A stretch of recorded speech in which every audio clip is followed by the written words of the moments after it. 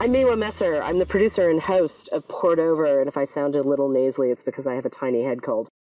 I am so excited to introduce you guys to one of my favorite writers. This is a guy who walks through the world with an incredibly open heart, and I don't mean like aiming for canonization open heart. We're not talking about that.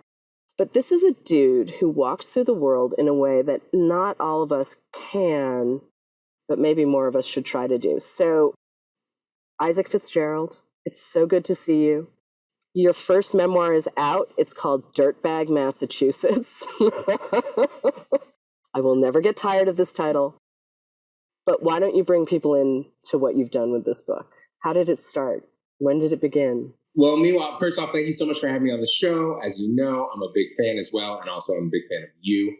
So I'm so happy to be here, and I'm really excited we're making this happen. This book, I wish I could tell you that I went to a cabin and wrote it perfectly and got it in on time and it just flowed out of me. But really, the truth of the matter is it came in fits and starts, and it was written on notepads and half-filled notebooks and phone apps and bar napkins. And it was a long, long project that I think I was working on before I even realized I was working on it. Talk about is I pitched it to Bloomsbury as a collection of essays, very much in line with Roxane Gay, who of course is somebody I deeply, deeply admire. And one of her first collections, Bad Feminist. And I was thinking about something very much in line with that, which is that it would, Roxane so perfectly captures moments from her life in that book, while also tackling either pop culture or main culture things, just like writing about all these different things. So that's what I was aiming for when I pitched it. I realized as I started to work on it, as I started to write it, that it was going to be a lot more focused on my childhood than I expected it to be. A lot less about kind of pop culture and things out there in the world, and a lot more about my childhood and the way that I reacted to it. And I think that was something that had to come out through the writing, because for a very long time, and I think this speaks to something, for a very long time in my 20s, one of the things I told everyone was that I was never going to write a memoir of childhood, right? So I grew up in the 90s. I grew up in the time of, the 90s and the 2000s. I grew up in a time of like a lot of white men writing like, oh, my sad childhood stories. And so my whole thing was, I was like, I'm not going to do that. I'm not going to do that. And I would tell everyone, I'm not going to do that. I'm not going to do that. And then what happened is, as I started working on this book, I realized not only was there a lot for me to unpack there, but I also wanted to understand what it was I was pushing against in those books that I read and deeply loved in the 90s and 2000s, what it was that I was kind of afraid of. And I think there's a wonderful essay actually that Brandon Taylor did recently that's on Substack that talks about talks about many different things, but one of the things he gets at is sometimes we're very averse to things when we think it's actually maybe deep down what we want to be doing, and we can't ourselves. And so I think that's something that was happening there. And through trying to write this book, I found myself realizing that I wanted to write about my childhood, also write about why I reacted to it the way that I did, while also exploring what it was about those books that I was uncomfortable with and how I could make this book different. And to wrap it up without giving too much away, I think the thing I was really trying to avoid was a lot of those books came with kind of a perfect bow ending. Like, here's what was messed up. Here's how I got over it. Here's why I'm better now. I recognize a lot of Massachusetts in your story, even though we grew up very differently. And neither of us has lived there in a really long time. We go back as we need to, but Massachusetts is the kind of place that you carry around with you. And it's not just New England. It's partially class. It's partially attitude. It's partially history. It's all of these weird moments that are instantly recognizable if you're from the place itself. So I want to talk about how Massachusetts made you. First off, brilliant question and really insightful for you to take that away. And something that just popped into my head as you said that, I hadn't had this thought ever, but you're spot on. The way you carry it around, even if you've left it behind, which is very much like Catholicism in that way. You will meet many a lapsed Catholic, but you can still see the effects of being raised within the church will have on that person throughout their life. You'll see the kinds of things that they still kept with them despite maybe deciding to leave the religion behind. And that is absolutely true of Massachusetts. I think you're absolutely, like, don't get me wrong. I think it's true of New England as well. I don't want to make it that like just the Massachusetts. I think it's true of many different areas in the country. But the thing about Massachusetts specifically, and you touched on it perfectly, is the class aspect to it, which is to say, another thing I was trying to come across in this book is I grew up in one of the lowest income areas of the state. But that's still one of the lowest income areas in a very wealthy state. So what does that look like when you have poverty that close to areas of great, great wealth? And what does it look like when your version of poverty compared to those around you is very different than the levels of poverty you might find in other parts of the country? But the way that Massachusetts formed me through and through, I was born and raised in Boston. I think that had a huge impact on who I am as a person. I love boats. I love the water. I won't lie. We are taught a very specific type of history in Massachusetts. I'm sure that has opened up more since the 80s. But one, we're taught that like basically the Revolutionary War was all us.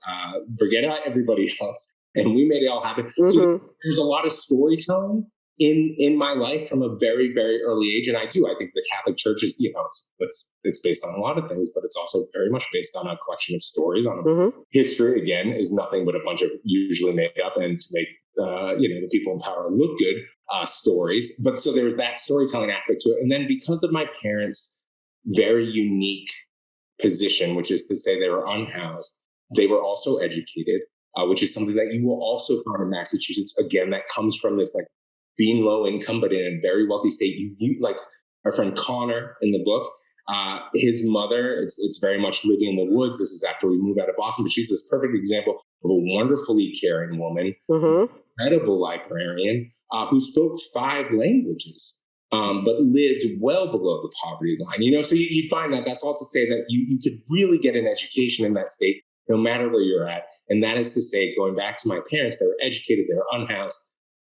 But growing up where they raised me in Boston, in the Catholic Worker, which for those that don't know is an organization started by Dorothy Day, and is very rooted in both Catholicism but also socialism. So a lot less of the pageantry of the main Catholic Church, a lot more of the give your shirt off the back if somebody needs it. Meant that I was raised around all these other people who had incredibly unique stories themselves. So the one way that Massachusetts affected me growing up 100% is how much books and storytelling and to be honest, personal lore, because especially New Englanders, especially people from Massachusetts, they love that personal lore. And I think that gets back to the Paul Revere ride, the history, without us shot around the world, like da-da-da-da. So like a deep, deep interest in kind of personal lore that I definitely think shaped me. And then the other thing that I will say is from my childhood, like I said, I moved from inner city Boston to a very rural part of the state.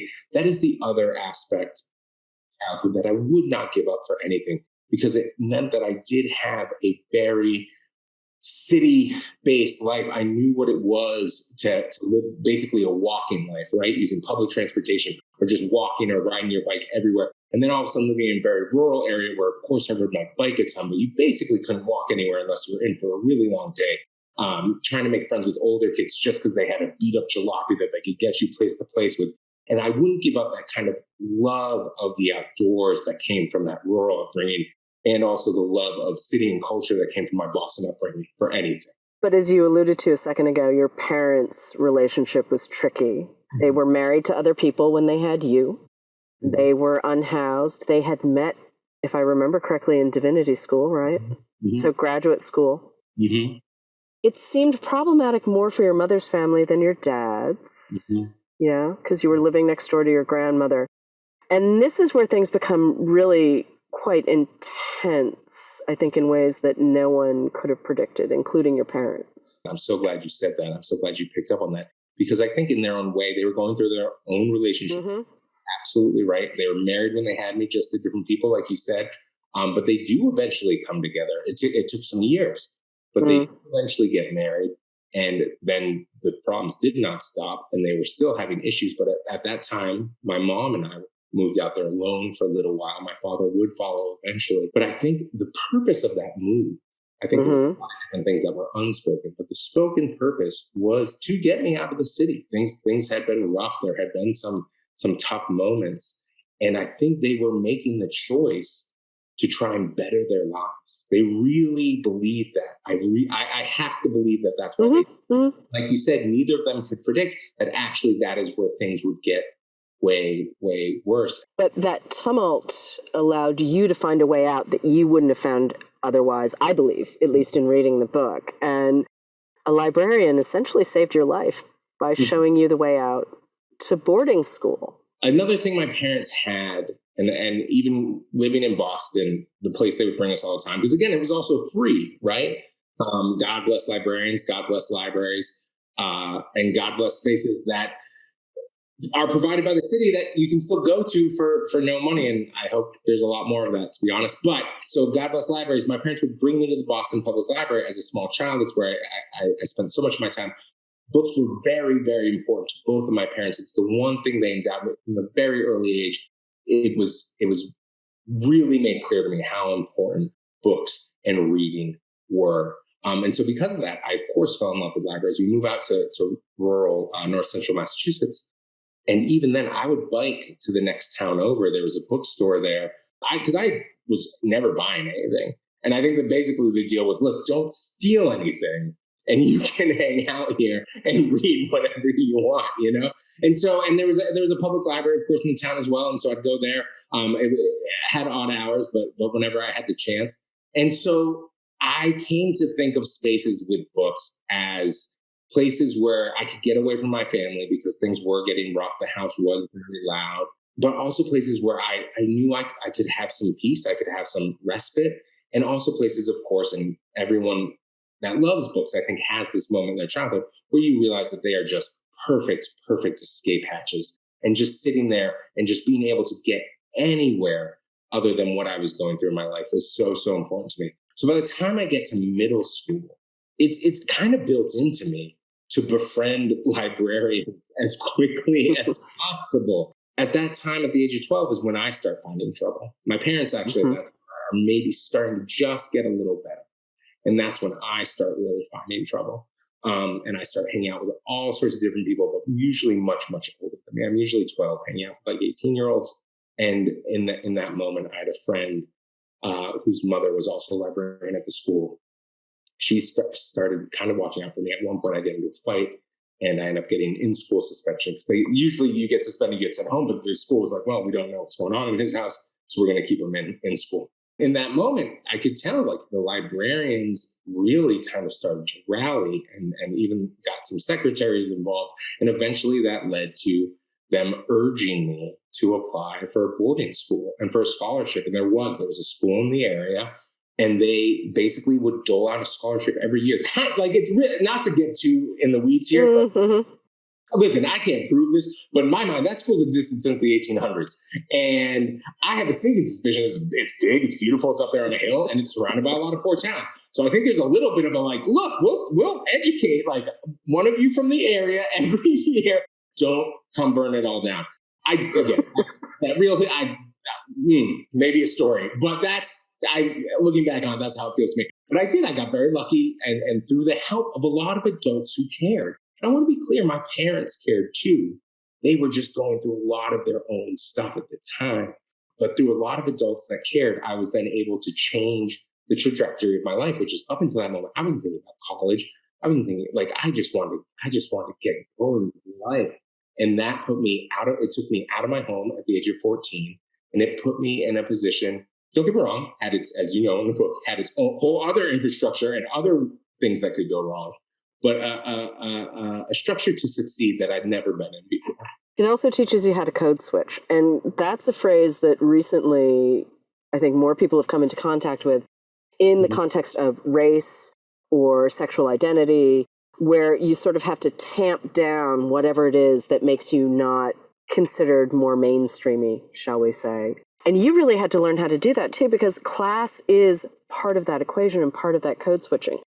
And I will say, you are one of the most polite human beings I have ever met in my life. And you have an explanation for that pops up late in the book that I'm going to leave for readers to discover, because my feeling about that was always that it had something to do a little bit with your background, that you were overly polite because you had to sort of earn your space wherever you were.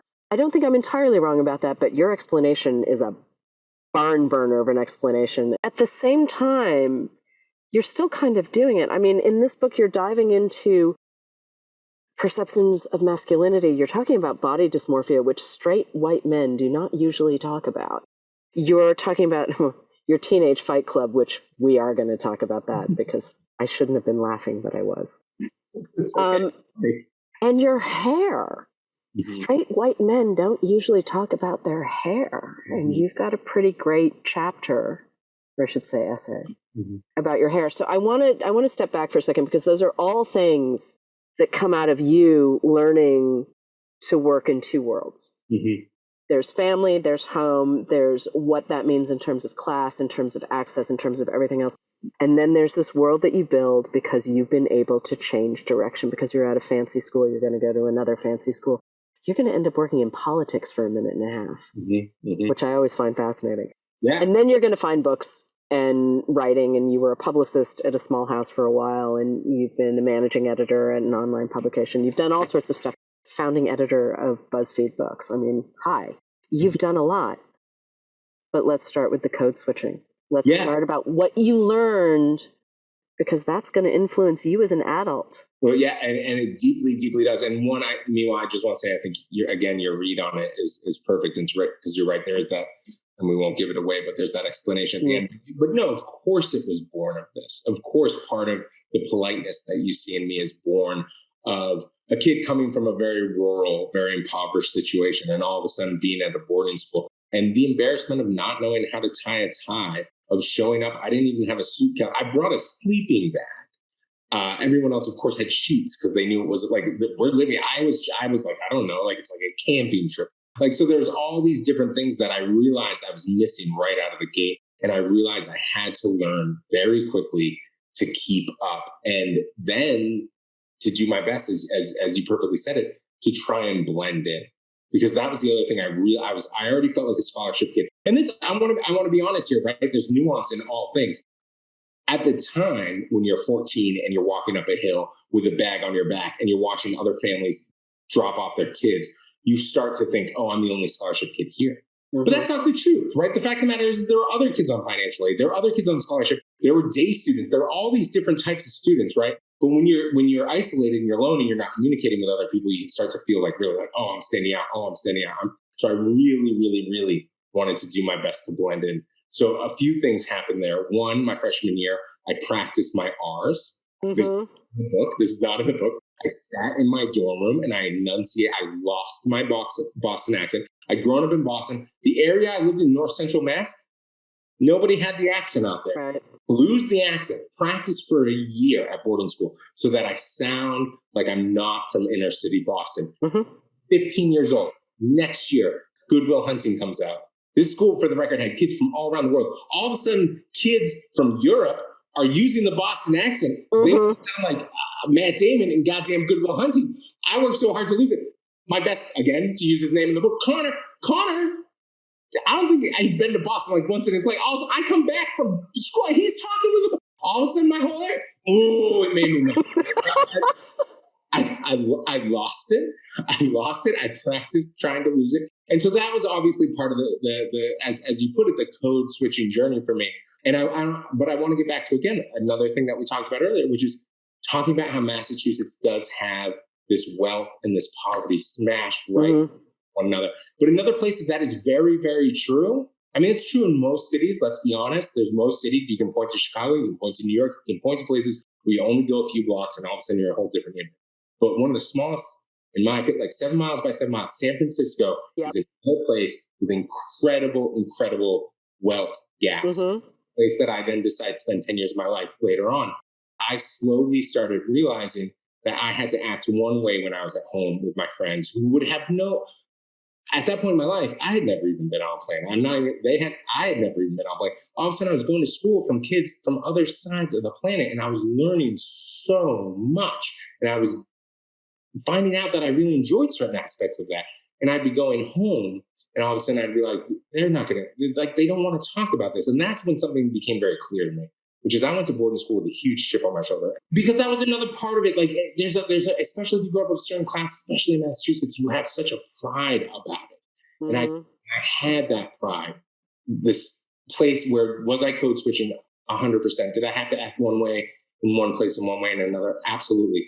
But what that also allowed me to do was realize that a lot of the prejudices that I was coming into the space with weren't serving me either. And all of a sudden realizing, like, oh, actually, it doesn't have to be about me being one person or another person. I can bring the two me's together and recognize that there's actually good throughout the world. And it's about breaking that barrier down, which, again, not to get into the rhythm and the cyclical and not trying to give too much away, is something I think in a big way I brought back to my parents. All of a sudden you recognize, no, they were dealing with their own things and were doing their best. I think you also get to a certain age too, and you really can't keep blaming your parents for stuff after a certain point. And that point's different for everyone, but I sort of feel like you do get to a point where you're like, now I make my own choices. This one might be on me. This one might be on me. You have a couple of this one might be on me moments. I mean, there are a couple of motorcycle crashes. There's some other stuff. I mean, you go physically as far away as you can, almost in the continental United States. San Francisco, which 7x7, but it is its own universe. And we're talking pre-tech boom, San Francisco was still a little messy. Yeah. It was still a little raw. Second, like, there was a nice little dip. So 99, there's the dot-com boom, and then the bubble bursts. And then there's a nice little place where you could still get, like, rent for under $500 on Mission Street with, like, 4 roommates in a 1-bedroom. And then it went back up once, the second, much more structured tech. But yes, I moved out there basically in the early aughts and kind of rode that dip. And made your way, but ultimately San Francisco wasn't going to be home. And I'm dancing around San Francisco because a lot happens, but also it doesn't become home. It gets you to the place where you say, oh, I can go back east. Maybe I don't want to wash dishes in a bar anymore. Maybe I do actually want a job. And you started making sort of a little path towards that. There were a couple of jobs in San Francisco that led you to what ultimately brought you back to New York. But what did you bring to San Francisco that you left behind? I love that city so much. Like that. Here's the fun thing. It's interesting. Like, I think what you just described is absolutely right, because that is what happened. But it's hindsight 2020 is always easy. I'm telling you, the month before I left San Francisco, which I believe was like, I think I leave at the very end of November in 2013. I'm telling you, you talk to me on November like 7th, even maybe not that, but like October 30th of 2013, I would have been on Ocean Beach. I would have been like, I bleed orange and black, San Francisco forever, never going back. I love this place. Like, I don't Google buses, tech money's coming in. We'll fight it. We're going to win. Like, never. And then a couple of things happened, but the most important thing was just like, my brother had his first kid. And all of a sudden it dawned on me that I'm going to be the weird uncle. I'm going to be the weird uncle no matter what. But I don't want to be the weird uncle that's 3,000 miles away. Then a job opportunity comes up. And then, to be honest, the project of this book that I didn't even realize was starting was beginning to start, which was me reconciling with my family. Because at that point, I hadn't been home in a Christmas or Thanksgiving for almost a decade. And that's when I started taking steps towards realizing life is not forever. In fact, very, very short. And again, I want to be very clear. You don't need to make amends with the people you don't want to make amends with. Got that itch. And I was starting to get that itch. I got to start playing like a loose tooth in the back of your mouth. I just started playing with it. And it's just kind of like, if I don't explore that, there's always going to be some sense of what if. And that's going to be so much harder to explore all the way out here. But I love San Francisco so much. And don't get me wrong, I understand it's different. I go back and many friends have already left, but what friends are still there are like, oh, you don't understand, there's this and there's this. And it's not home for sure, but it was a place that served me so well for so long that I always have a deep fondness for it. I want to talk about some of your literary influences. it was an eye-opener for you. You had this great formal education, and yet no one had ever really sat you down and said, well, writing is a craft. Writing is a thing you can learn to do. This is another one of my favorite stories, and it's not in the book. I'm so glad we're talking about it. After college, like we touched on real quick, I went and worked in politics. There's an essay that's not in the book that's about that. Got a guy elected to Congress, basically was like, wait a second, and now we just do it again. Like, just really realized at the last, because I got a full scholarship to college as well, and basically just decided to study political science.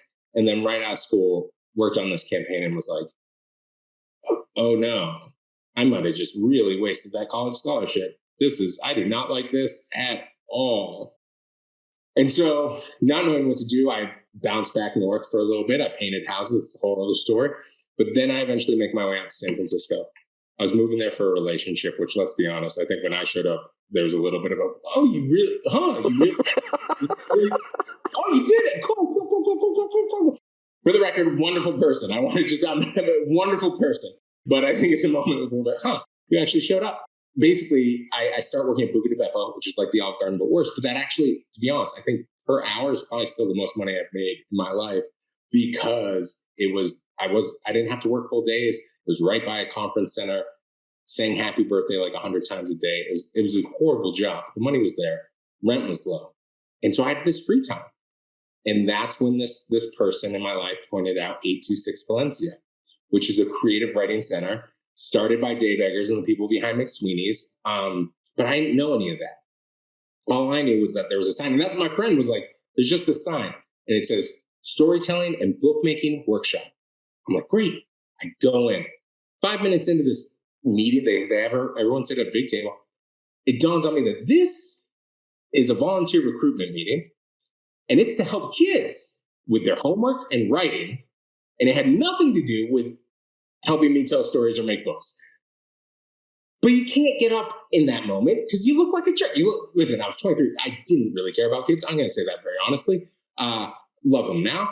But at the time, I had other interests. So they kept talking.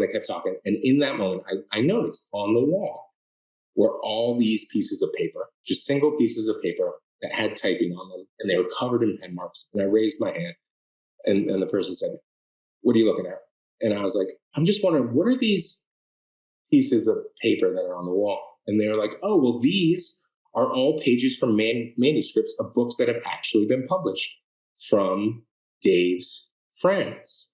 And in my head, I was like, I don't know who Dave is, but okay, we'll get to that later. And they're like, Dave's friends. So these all got turned into books. And the reason they're up on the wall is to show the kids that while writing is a very, kind of solo art, once you write your stories, you can give them to either family members or editors or trusted teachers or friends or people you care about. They'll give you feedback. You don't have to take all of it, but that will make your story better. And in that moment, I was 23 years old. Up until that moment, like I said, raised throughout my entire life to love books. I thought writing was a gift. I thought writing was you got touched by God. You either had it or you didn't. And I tried some real bad poetry in high school, and I knew I didn't have it.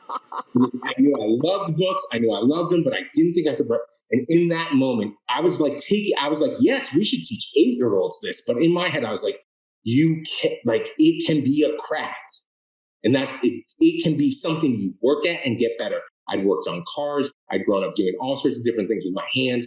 I knew what it was to practice and get better at something, to gain knowledge from somebody else who had more knowledge and get better at it. And all of a sudden I was like, it doesn't have to be me, which is what I pictured, in an ivory tower, typing a perfect manuscript, just hitting print and sending it to New York where they put a cover on it, and then you're a millionaire. Guess what? None of that's how it works, especially the millionaire part. But that's what I thought writing was up until that moment. That's truly with a great high school education, a great college education. Up until that moment, that's what I thought. And that's what changed for me in San Francisco. And at that point, I started journaling. I started writing horrible things, but trying and realizing they were bad, but knowing that I could get better. And most importantly, that's where I found community. And what happened, and we mentioned the tech thing, not to totally, make it evil. There's some good stuff that don't forget, there was some good stuff that came out of all this. And one of them was all of a sudden you could find communities anywhere. Mm-hmm. You just have to. So I found the local San Francisco literary community, for which I'm deeply grateful. And I want to give kudos where kudos is due. The folks behind McSweeney's really, really touched me in all sorts of different ways. That includes Dave, 100%, who I would go on to work for at McSweeney's, and his wife, Brenda Levito, who's a wonderful writer in her own right, and many of the other San Francisco literary people. But then through the internet, all of a sudden I was working with the likes of Roxane Gay, with Cheryl Strayed, which was incredible. I got to be, again, managing editor. She didn't need a lot of edits. I was basically putting it in a CMS. But when she was doing Dear Sugar, back when she was still anonymous, that had just a huge impact on me. Peter Orner, another incredible writer from this San Francisco area that just like deeply, deeply touched me. The list goes on and on. Right. Paul Beatty's work, which I discovered on the West Coast and then got to know him, and now we're friends in New York, which is like wild to White me. Boy Shuffle still holds. It still holds. And that book is, I've read it multiple times, but the first time I read it was in Galley. So it was a really long time ago. But that novel still reads like it was written, I don't want to say yesterday, but very recently. It is wild how great that book is. He's so good. He's so funny. And I'm not joking. You and I mean, it wasn't a Galley, but I'm telling you, I mentioned that I was living in like one bedroom with like God knows how many roommates. It was one of my roommates who was like, you're like this. And like, I was just like, and it was mind blowing. So there are all those writers, again, not just through the West Coast, but then through the internet that I got to find. And so there's so many people that have influenced me, but like the last few shout outs that I want to give is one, Nick Flynn, to pretend like Dirtbag, Massachusetts, which shout out to Jason Diamond. He's the person that actually gave me the idea. But lastly, the last one that I kind of want to stop with is one that actually doesn't come from anywhere where I've been. And I never met the person that wrote it, but it's a book that my father actually gave to me when I was very young. It was the first time that I saw not exactly the place I was growing up, but the class level that I was growing up at reflected back into me. And that is the collected stories of Brice Leger Pancake, who himself was actually a writer from Virginia. He wrote a lot about West Virginia. Mm-hmm. And that is a book that I keep giving copies and copies. I've probably given 20 copies out of it, copies out. I have a first edition. It's one of the only first editions I have. But that book was such a powerful moment for me when I read it and realized, these stories, kind of like that Ivory Tower moment, these stories don't have to be like this. They can be this other way. Paul Beatty's book did that same thing. I didn't know a book could be this. I could name influences all day long. And I could name 100 people that helped me make these stories better. So many friends and editors worked on these pieces. Like that collaborative effort is why that book that you're holding exists. But the thing for me that I think is the most important is to remember that books can really be whatever you want them to be, and to seek out the books that teach you, to open you up to the place where you can get your story to where you want it to be. That to me has always been the most important and influential thing. How did writing this book change you?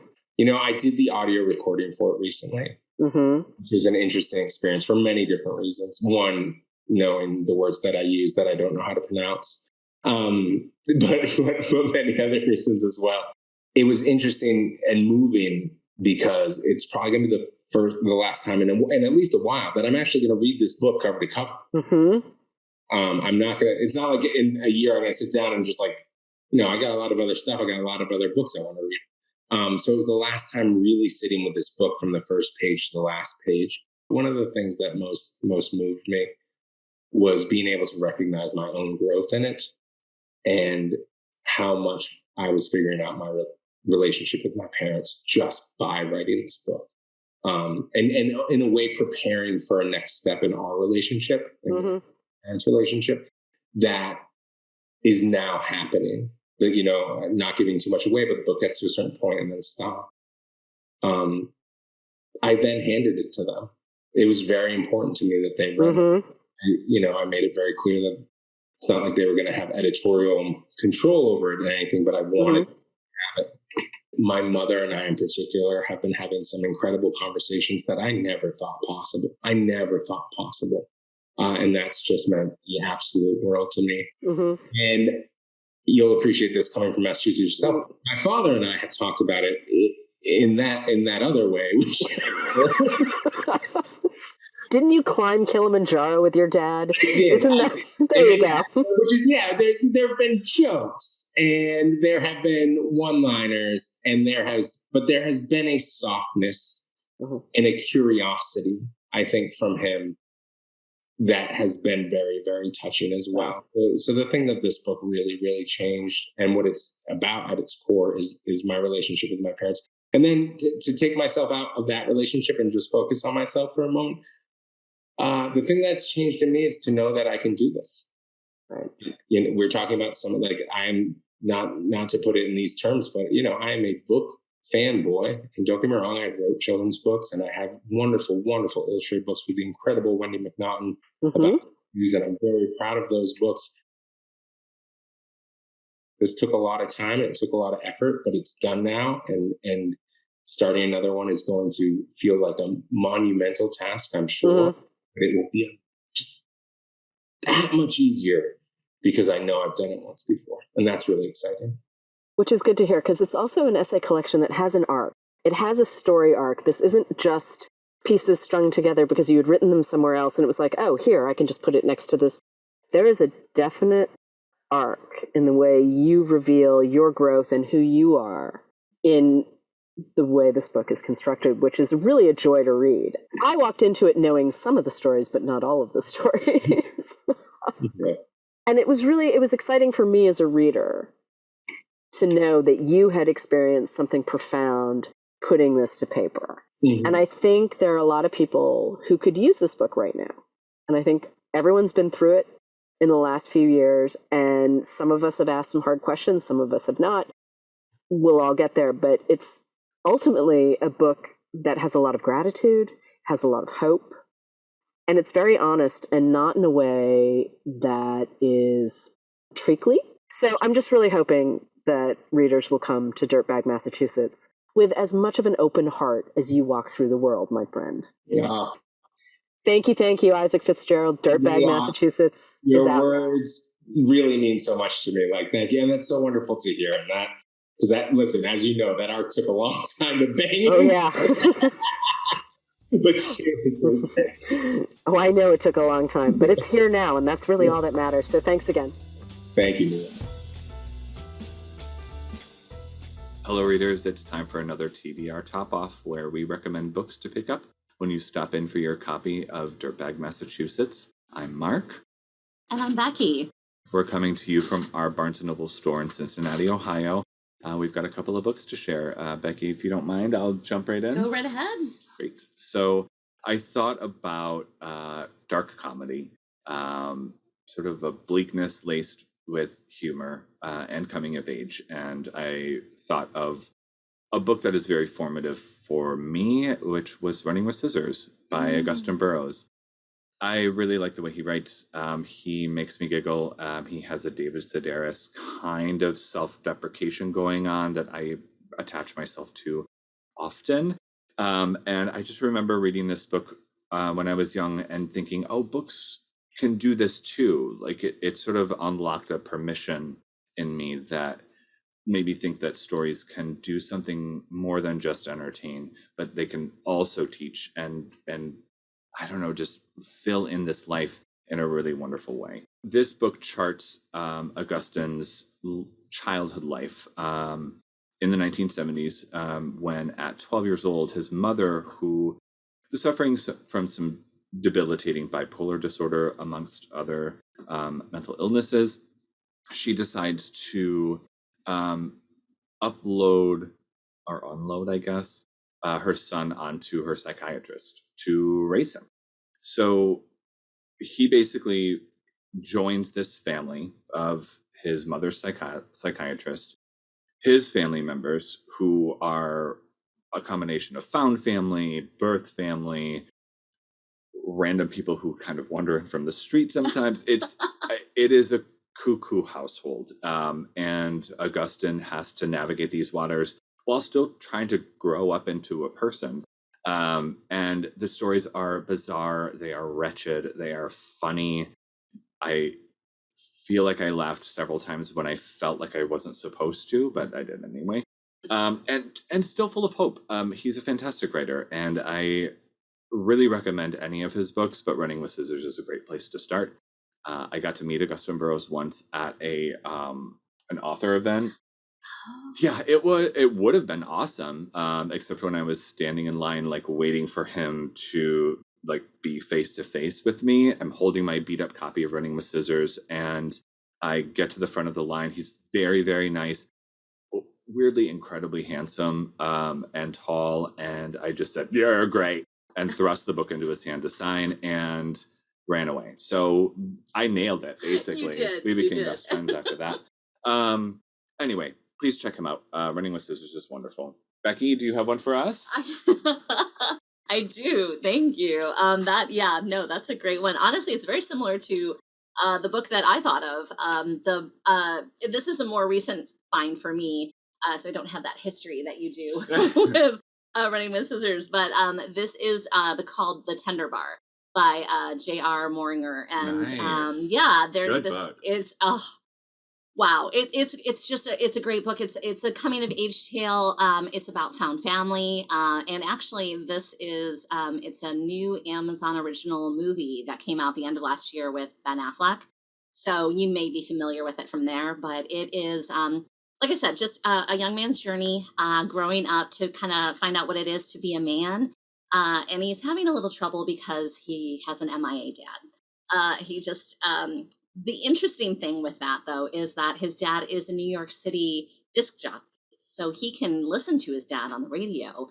He just can't really get any face-to-face time with him. So it kind of tugs at your heartstrings a little bit in that when you kind of learn that of just like, he's like listening to the radio, trying to eke out, what is it, what's my dad like? And how do I become like that? And meanwhile, his mom is working her butt off and really trying to be an incredible single mom, and she is. But he's not getting everything that he needs. And so what happens is he kind of stumbles down to the bar at the corner that is run by his uncle, and there he finds the found family that he needs. The cast of characters in that bar is crazy, and it's everyone from every walk of life, and they all kind of lend a hand in raising him. They take him to ball games, they take him to the beach, and he learns some of those life lessons that he was trying to find from that absentee father that he had. So it's like I said, kind of tugs on the heartstrings, but also you will have those laugh out loud ridiculous moments as well. I would just highly recommend it. It's The Tender Bar by J.R. Moringer. Oh, fantastic picks today. Yeah, I think so. Yes. Thank you, everybody. That's all we have. So thanks for tuning in to Poured Over. Please make sure to give us a rating and subscribe so you never miss an episode. You can follow us at Barnes & Noble. I'm Mark. I am Becky. And you can follow our home store at BN Westchester. Thanks so much, everyone. Happy reading and have a wonderful day. Bye. Bye. Poured Over is a Barnes & Noble production. The show is available on Apple, Spotify, and Stitcher. Please rate and review us wherever you listen to podcasts.